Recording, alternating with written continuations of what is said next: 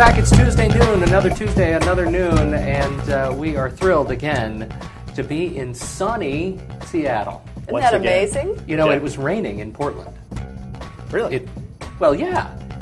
Fall hit, right? Yeah. It starts raining, it gets soggy and gray. We come up to Seattle. It's gorgeous. I have to tell you, though, Do tell. we are getting, our fall is lasting pretty good now, and we're getting some good sun. And they're talking about how it's going to be a casual winter, and some of this might be due to global warming, of course. And so I've kind of liking the sun, so I have a confession. So over the weekend, I bought a tank of gas for my truck that gets like 7 miles a gallon, and I started it up, and I just let it run in the driveway until it ran. Oh, my goodness. Well, why would you say that? Well, dude, because I want the sun. So I'm contributing to the quality of life in Oregon, because nobody wants the rain. So I, $50-$60 to get a little more sun. I'm thinking I'm good. You're doing your part. I do. I'm doing my part to increase property value and make Oregon a great state. You're about as wrong can be. Exactly. That's great. Yeah. You know what's even worse is you guys looked at me and you almost believed me. That's what's wrong. Yeah, I'll tell you What's what's that wrong. say about you? Let me tell you what's wrong really quickly. I've been working on it. I talked several shows ago about HitTail, this wonderful company that'll tell you this little code snippet what people are searching for when they go to your website. And so I installed this several months ago, and we've had it running now, and so I can see through our organic search results what people are searching for and how they end up on our website, and I thought it would be interesting for our show. For our show, yeah, when they hit up on Tuesday12.com. And let's see, the vast majority of them are searching for Mary Bradbury Jones. Oh. I'm sitting here looking through the tail here, and it's not just Mary Bradbury Jones. It's Mary Bradbury Jones. It's Mary Bradbury Jones all written together. It's but then our number one is Mary Bradbury. Look at that. Congratulations, Mary. You are the shining star of Tuesday noon. Is there one of them? I've been working. No, we're not even on there. Hot Mary Bradbury. Is that what it is? I've been working hard every day. Yeah. I come in and search on my name. Doing your ego searching every day. Yeah, we're not even on the list. Pete, no. Jamie, no. Mary, yeah. Well, we have another please. wonderfully interesting topic today. It seems like we derailed before we even started. We did. Yeah, we seem to be going down this trend of talking about globalization, internationalization. Well, it's certainly timely, isn't it? timely. With all the things that are going on in the world, Iraq, Iran, Afghanistan, South Korea, North Korea, everything. Truly. And so we have another global expert today. His name is Shabbir Karim, an international trade expert, export expert, I would say. No. No, maybe more so than the rest of us. Oh, well, I have some expertise. I Yes. wouldn't consider myself. University of Phoenix faculty member as well. What kind of things do you That's teach for correct. us? I teach international business at the MBA program. I also teach global business strategies, management 448 at the undergraduate level, and then a few social sciences here and there. What's your country or area of expertise in the world? Are you all over, or Asia, or? I think my expertise, if I because of my travels and my business, and I read up a great deal, would be China and India. Mm-hmm. Okay. Excellent. So tell us a little bit about what you're doing, your business and background, how you got here at this point. And Okay. I was born in Pakistan. My parents had moved to Pakistan from India during the partition. They left their home in India, had to make the trek to Pakistan, start all over again. I attended an American Catholic school in Pakistan, and then we had a civil war. And during the civil war, once again, we made a move. We moved from Pakistan to Bangladesh. And, Bangladesh was, the early years were very difficult. And so we started to make a move, and our family eventually moved to England and the United States. And I had applied to 2 universities in the USA. One was Clark University in Massachusetts and University of Oregon. The University of Oregon gave me a tuition scholarship, and at that time, that made all the difference. So I ended up going to University of Oregon. Eventually got my master's in international studies. And then it was a logical move. At that time, the Oregon economy wasn't all that great. It was centered on forest products. Nike was just beginning. Tektronix used to hire a lot of people. So I figured that it made more sense for me to move to a place like Seattle. I came to Seattle, started getting involved with an organization called the Washington Council for International Trade, the World Trade Club, and the Washington Department of Commerce. And I noticed that there was an opportunity that USAID, the United States Agency for International Development, had procurement open for small businesses. So I started a small company, and I basically would bid on projects that would not require a tremendous amount of capital.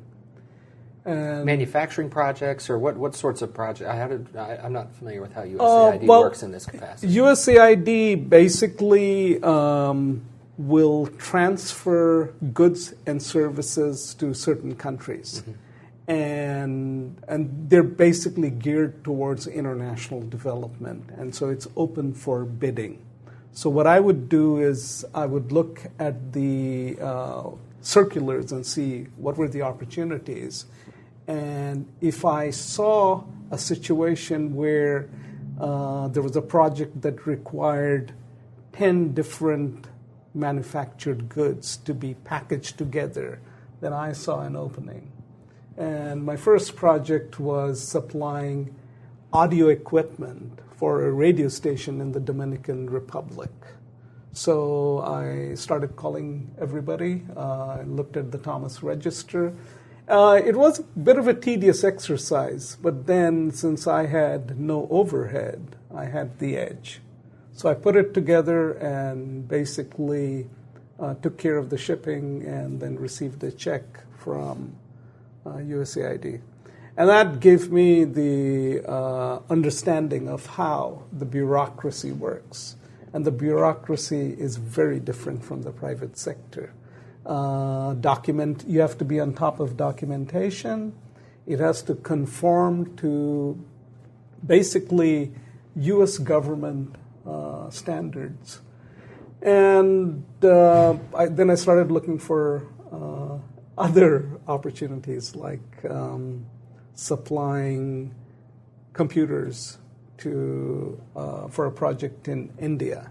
And again, this was, we're talking about the late 1980s, where it was difficult to import computers into India, mm-hmm. because India was basically run like a socialist democracy. And if you would import a computer into India, the customs duty could be almost 95%. Oh my gosh! So, for instance, if the PC at that time cost $2,000, add another 95% to it. So, when the Indian government would seek economic assistance, they'd say, "We need computers." Or we need things that, will not have to go through that duty process. And India was extremely far-sighted that it saw that India had a pool of design engineers. I mean, historically, after the Soviet Union, the largest number of design engineers that would graduate would be in India. And unemployment was very high for India. So they made a logical move, which was to go basically into the IT industry. And now we're seeing the results. I mean, it's become a formidable, how would I call it? They are a software superpower, mm-hmm. no question about it. Certainly we've outsourced a lot of things to them. Yes. Yeah. Very cool. The import-export that you do now then, so out of the USAID, are you doing private sector stuff? What are you... I have moved away from USAID projects. When the Cold War ended, there wasn't so much opportunities anymore. And the USAID had taken a calculated decision that they would work more with nonprofit organizations or relief organizations for specific projects. So I figured that, okay, it was time to now, revamp, look at other ways of doing business. So what I started doing was I would work with companies in the Northwest that did not have import managers, but were interested in finding consumer products that, and not work with an intermediary. So naturally, you're now talking about smaller companies. That's correct. Small to mid-sized That's organizations. correct. That's correct. So I'm a small company. I want to import some kind of product or even have a product manufactured to my specifications. I don't know where to start, so I would come to you. Exactly. Exactly. That's how it started. Sometimes I would do a cold call. I would call up certain companies where I saw that they would be recipient to what I had to say. And I started off in the private sector by looking into the apparel industry. And there were a lot of small companies, and when I say small companies, they had less than 100 employees that were interested in working directly with a manufacturer offshore. And I knew countries in Asia. I knew India, Pakistan, Bangladesh, Sri Lanka. So if it had to do with textiles or apparel, it would not be very difficult for me to put up a program together. Isn't the markup in apparel just huge here in the United States? Absolutely. So I go to Nordstrom's or whatever, and I pay $80 for a shirt, and I'm thinking, yeah, they paid $5. Let's take Tell me the truth. I want to know. I want to know how bad I am getting ripped off. Well, you're not getting ripped off. You're getting a quality product. But you're going through so many levels. It's the cachet of having the Nordstrom. The Nordstrom engine is yes. No, I understand all the Well, overhead and all that, but really, is that a $5 shirt from the manufacturer? I want to know. No, I understand your brand probably makes a difference. The shirt that he's currently wearing. Well, that's a cheap thing. That's Pete. Hey, it's Travel Smith, baby. This is a nice shirt. This is a very nice shirt. If this was manufactured in China, the FOB cost would be approximately $4.50. That is in China. So now FOB said free on board. FOB free on board. stands for free on board. Explain what that concept is for the concept is that will be the cost of the good before it leaves the port, before it leaves China. Okay. Then you add the shipping cost, then you add insurance, and then you have the customs duty. Now, the customs duty has not gone away. But in the old days, 10 years ago, you also had a quota price because the U.S. had basically had a quota on different categories. And if they saw that, for instance, China can basically be the world's apparel manufacturer, the world's, not just the United States. So how do you control it? And if you let a country like China or India and Pakistan, they could basically fulfill all of America's apparel and textile needs, but it would put the textile business in the American South. They'd have to close shop business, completely. Right. So therefore you had quotas. And the quotas, so now quotas were traded on the marketplace. So let's say Mr. Lee has a factory and he has a quota. He has the quota for exporting 1 million dress shirts to the United States, but he only has order for 500,000 dress shirts. So what he will do is he will sell his quota on the marketplace. Somebody else who doesn't have the quota will want to buy it and has the order. So now they had a $1 million quota or 1 million item, and now they have 1.5. They can buy an extra 500,000. Well, they would continue to make money because they would sell the quota. Yeah. And so basically what Mr. Lee is doing is he's in the business of manufacturing money. Mm-hmm. He has the right to export. He exports a product. When he finds out he doesn't have the order, he basically sells his right to somebody else. Now, we don't have quotas like we used to. No. Free trade, right? We don't have quotas anymore. However, when China became, just a quick historical backdrop, China became a member of the World Trade Organization a couple of years ago. As soon as China became a member, the export of apparel to the United States was so extraordinary that within 6 months, they had jumped from their exports had increased by 60% in 6 months.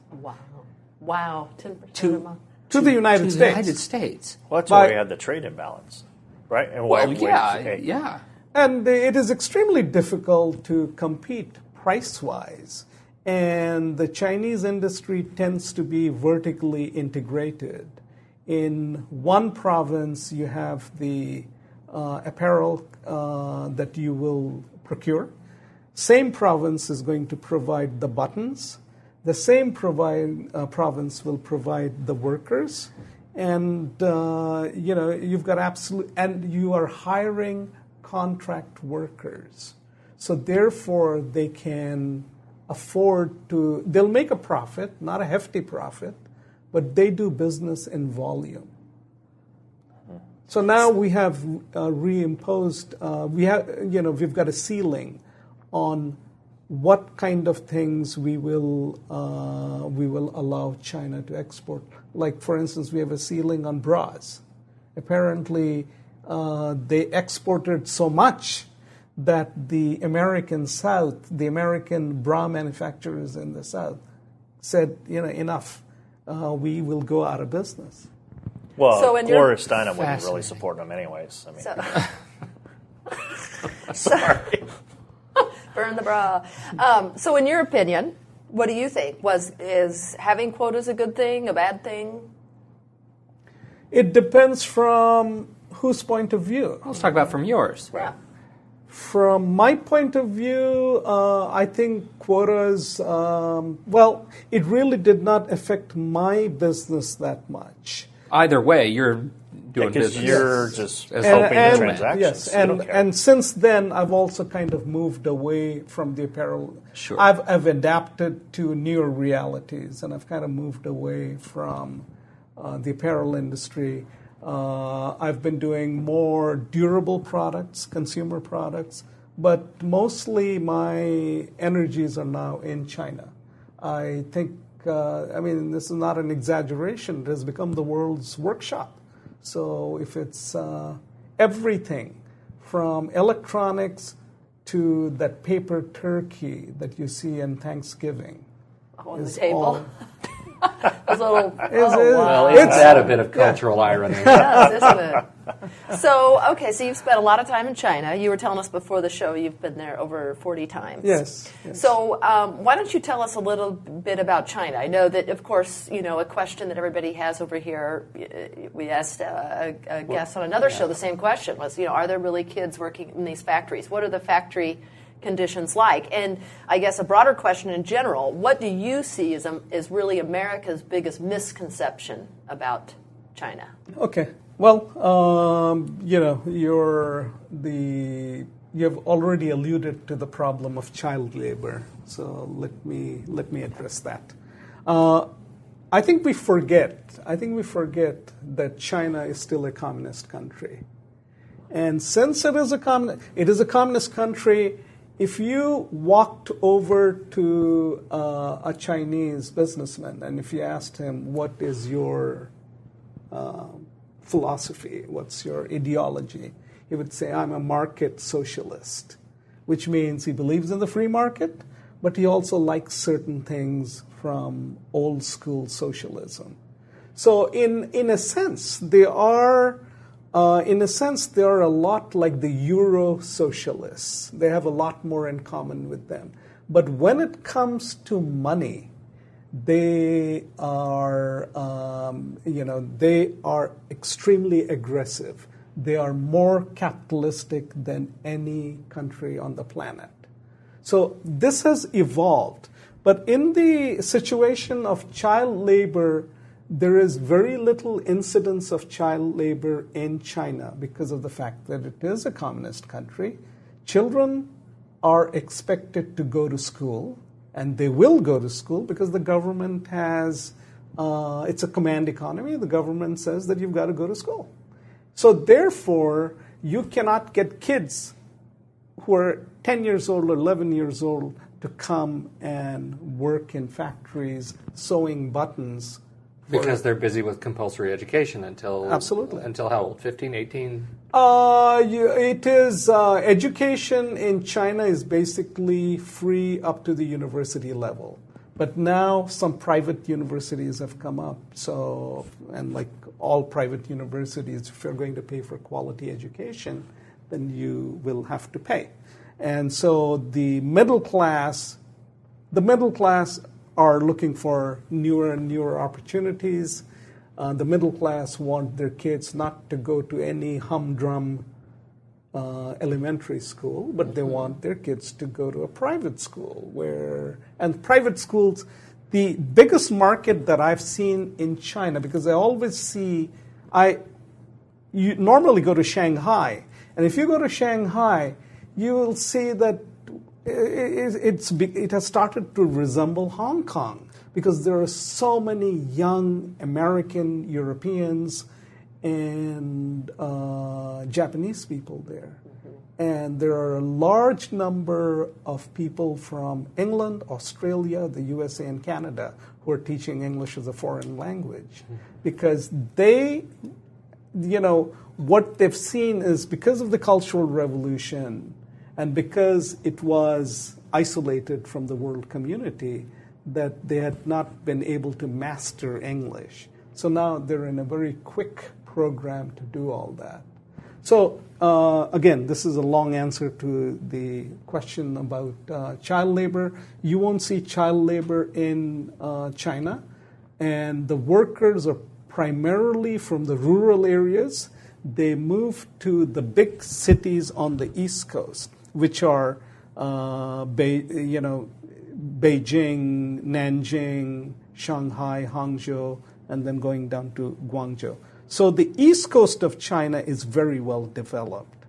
And the rural folks will move there because they're going to make more money. Because in the interior of China, people are still making $2 a day, roughly around $2 a day. Wow.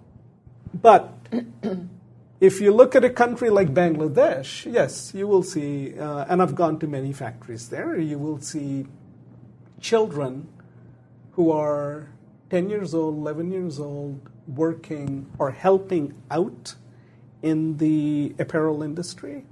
Helping out? In the sense that most of the people that work in the apparel industry happen to be women. They have also come from the rural areas to the big cities. So the kids just come with them? The kids come with them because they don't have a daycare center. Mm-hmm. And when they're coming with them, they're helping out, basically. You can't run a sophisticated Juki machine, which is the state-of-the-art machine exported by Japan to apparel factories all over the world. I would not be able to use something like that. It is extremely... So there is a myth about exploitation of child labor. I think there are some cases, but I wouldn't say that it is absolutely blatant that every factory... But, there will be cases where, for instance, if you have sewn a button on a shirt, what I'll see is, somebody's got a child... The child's got a small pair of scissors. Obviously, they're working in the apparel factory to to make money because these folks don't have the economic means, and this is employment for them. And they'll cut the thread on the button. I mean, sometimes it's a little bit heartbreaking to see those conditions, but is it a sweatshop though? So well, I think yes, the sweatshop. it is a sweatshop.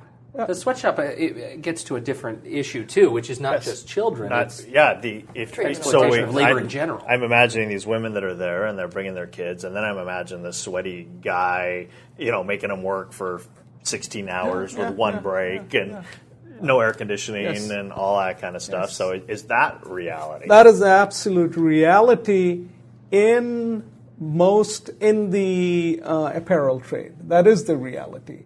And the reality is actually, it's a bit frightening when you see some of the conditions. I'm very fond of fiction, and I grew up, again, going back to the American Catholic school, being exposed to Charles Dickens. So you see Dickensian times when you look at these factories, and you see the poverty. Why are these people working here? One, they've moved from the rural areas to find jobs, and sometimes it's sometimes the women have to work to support their family, and the kids have to work to support their parents. So it's that kind of a cycle. Now, sometimes we apply Western standards and we say, these sweatshop industries, this should be completely closed. Now, the fact of the matter is, a lot of these governments are not creating jobs in their country because they are expending their resources on things that really doesn't help international development. The private sector, sometimes, the private sector is motivated by greed. But if you close these, if we aggressively start a campaign and say, these sweatshops should close. Well, one is then the American consumer will have to pay twice as much if conditions improved. And then number two, where there would be the unemployment in a lot of these countries would be absolutely horrendous. A lot of those young women would probably end up in prostitution because there's no going back to the rural areas. We've seen that situation in many countries in Southeast Asia. And remember, all the countries in Southeast Asia that are now formidable economic powerhouses, like Malaysia, Thailand, Indonesia, the Philippines, Vietnam, basically all started in the sweatshop industry because an apparel industry, according to economists, is considered a light investment industry, which means you can do this with less than $1 million. And they started in the apparel industry. Then they started assembling sports shoes for the companies like Nike and Reebok. And then they moved to manufacturing and then software engineering. So that's the natural progression of things. India was a textile powerhouse. It still has a formidable textile powerhouse. But the Indian government was far more enlightened because they had invested money and resources in the education sector. And most of the resources went into primary, secondary level. And we can see now that they're the beneficiary of outsourcing. It's interesting to look at that. I mean, you look at your experience in Asia and you look at what when you say, American consumers would have to pay twice as much for a given product. I mean, one of the questions that I find so interesting is one from a show we had several weeks ago where we had some folks who are independent entrepreneurs trying to start a new business, and they needed software developers. And so they went to the United States, around the United States, to different development houses, and they got quotes to develop a website that ranged from $60,000 to $80,000. they could not afford that. As American entrepreneurs, they couldn't afford that. So they went to India and Romania and had the same website done for $2,500. Have we priced ourselves out of entrepreneurial innovation for small businesses? Well, no, I don't think we've priced ourselves out. I think what has happened is, if you read Tom Friedman's book, The World is Flat, basically what has happened is that with globalization, with the internet, you can now send work overseas. So a place like India, for instance, is 13 hours ahead of Seattle time. So you go to work, you've got a problem, you send the work overseas, and by the time you come next day, you've got some results. And then you work on it. You say, oh, you need to further change the configuration here. So that works. And the other thing that we have to keep in mind is an IT worker in India from a good school starts his beginning salary is probably not going to be more than $1,200 a month. So, and $1,200 a month is nothing to sneeze at in India. If you were making $2,000 or $3,000, or let's say $2,500 a month, that's roughly equivalent here. $2,500 a month here to $2,500 in India, you'd be considered rich. You'd be considered like you've got a very good job. That's the equivalent of somebody working in Microsoft making $6,000 or $7,000 a month. So that's a little less in an economic perspective. Mm-hmm. So a lot of these folks are very happy, and the companies that are sending the business are extremely happy, right, because they can get their work done at probably 25 to 30% of the cost in the United States. So here's the real question. When they went to the company here in the U.S. that told them 40 to 60 grand, how much you would have bet that if they'd gotten that job, they would have outsourced that out? They might have. Yeah, pieces of it. Pieces of to it would be. Romania or whatever. No, and so it gets back to this bigger question, which is, we've talked about it before. We don't really make as much of a big deal about this as maybe we did during the 80s and sort of the Reagan administration and following, with this whole Made in America concept. Do we make too big of a deal about it? Is Made in America irrelevant anymore? Well, no, that's not true. Unless you're in the South. No, that's not deep true. South. I mean, middle if America. you're in manufacturing in the United States or you're producing steel or whatever, you absolutely care because it's your job. It's Boeing. Your Well, no, life. I agree, but the average American doesn't care. What the average American cares about is the cheapest price. Yes, because right? we are consumers. Which is why Walmart is where they are. Yes, exactly. But despite their the argument becomes that because we outsource everything, now we have nothing left here, so we're not really producing anything. Therefore, as a country, we are eroding our own wealth and whatnot. I don't necessarily buy that argument, but certainly short term, there is a price to be paid for outsourcing for the people who are those manufacturers. Okay. Again, let's look at history. The time when in the 1950s, America was the world's workshop. American products, the 50s, I mean, there will never be a time like that again. The 50s, America basically manufactured 90% of capital goods that were exported all around the world. Right, it was wood and steel, everything. Yes. Plastics. Consumer electronics, and agriculture. Major appliances. Sure. Agriculture, we still continue to be formidable, but we're no longer a manufacturing nation, and we have become extremely specialized. We are involved in technology, and the reason why technology companies will always flourish in the USA is because of venture capital available. And we are into avionics, we're into aerospace, we're still, we continue to do very well in the automotive industry, in agriculture, but basic humdrum manufacturing like apparel, shoes, baseball caps, the case, luggage, those things. Rubbermaid trash cans. Rubbermaid trash cans. It doesn't make sense to manufacture it in the U.S. We're becoming certainly more skilled. It's more intellectual property than it's ever been before. Yes. So then the economic worry is you have the haves and have-nots. We have a whole set of the population that's now left out. Right, and they're in the service industry. And then you have the haves who tend to be the more educated, and so the middle class gets to shrinking, and that's the challenge. So it goes back to education being really important for us. But, yeah.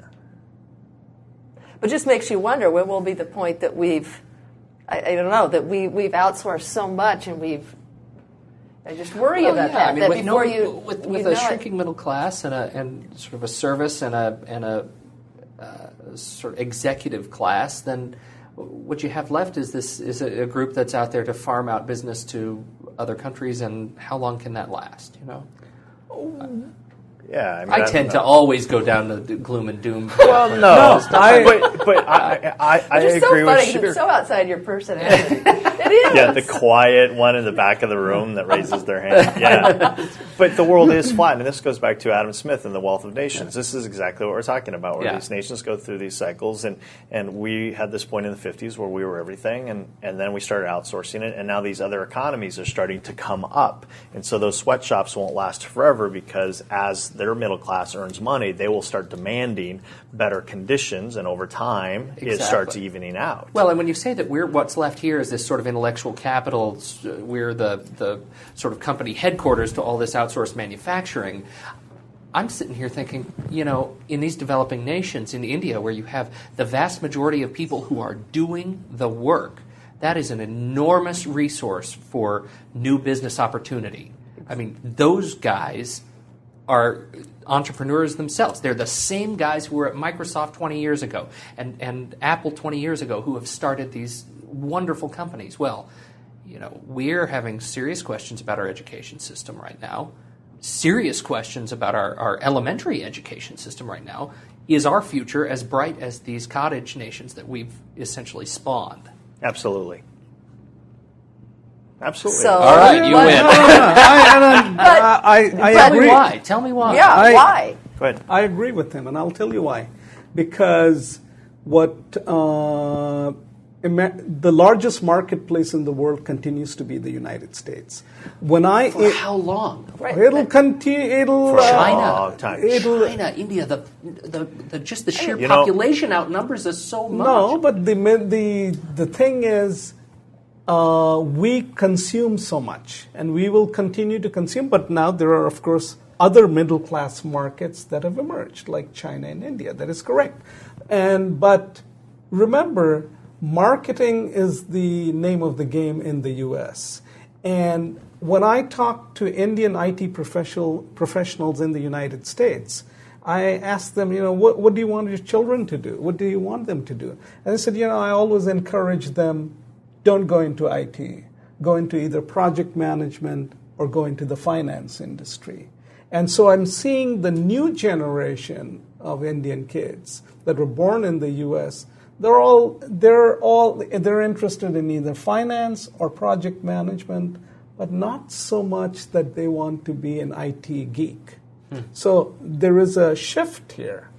And the United States is probably the most important, being the leading economic power, will continue to be a magnet for talent coming to the United States, and will also be the leader of outsourcing work, basic manufacturing or tedious IT work or back office work, to countries that can do it at the fraction of the cost. Right, but what's going to happen when eventually, instead, we'll just bypass the company in the U.S. that outsources it and go directly to the company in India? I think that's kind of where you were, which is they will start to create new business and pretty soon shove America out of the way. Yeah, over time, but we have to understand we are so big. And you look at our economy, we grow at 3-4% a year. And Germany's happy if they get 1%. They think that's the coolest thing since sliced bread. I mean, and Steve Forbes, and I'll have to look this up. I saw him speak just the other day, and he gave a stat that was pretty incredible. And I'll screw it up, but essentially he looked nice setup though. But he looked at the growth of the U.S. economy over the last several years and talked about how just the growth of our economy alone over the last couple of years is X number larger than, say, China's entire economy. In talking about, we are huge.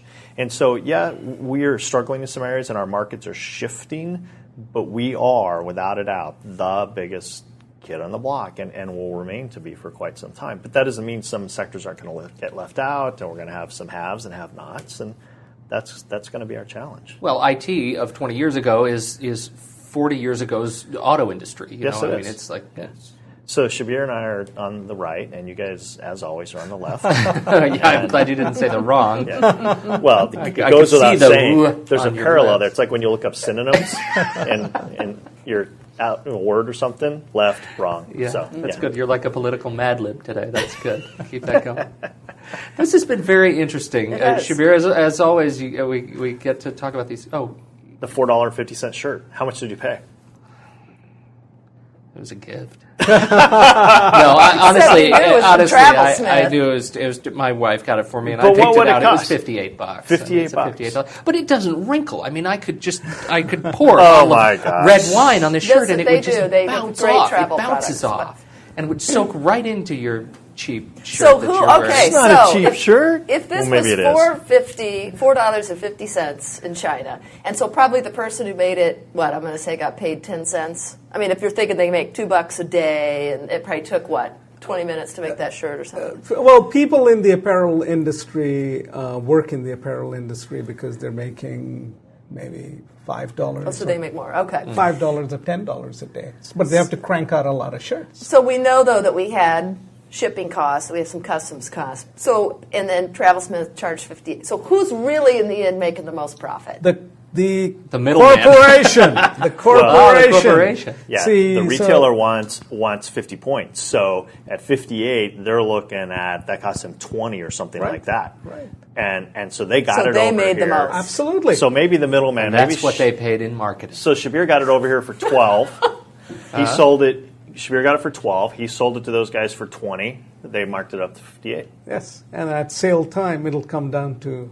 Yeah, and you think you're getting a good deal. To maybe 40, and they still made good. Yeah, exactly. And you're thinking, woo, what a deal. I only paid 40. Yeah.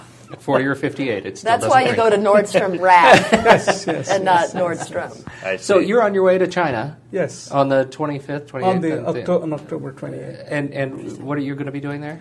I will be working with a factory in the middle of China, and they specialize in art glass. And I have an order for a wine stopper, and it looks like a Murano art glass.